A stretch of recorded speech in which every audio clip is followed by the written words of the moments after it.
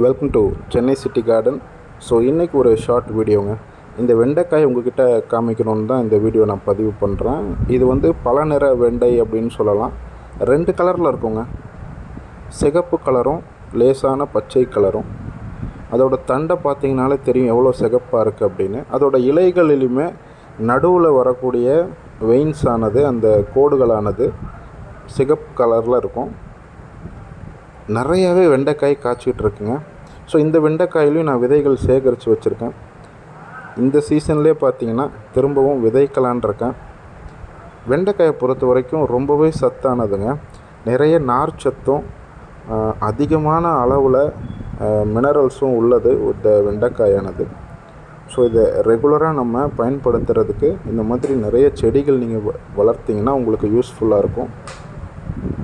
இதில் வந்து பார்த்திங்கன்னா மண் கலவையை பொறுத்த வரைக்கும் கொக்கோபீட்டும் மண்புழு உரம் இந்த 2 இருந்தாலே போதும்.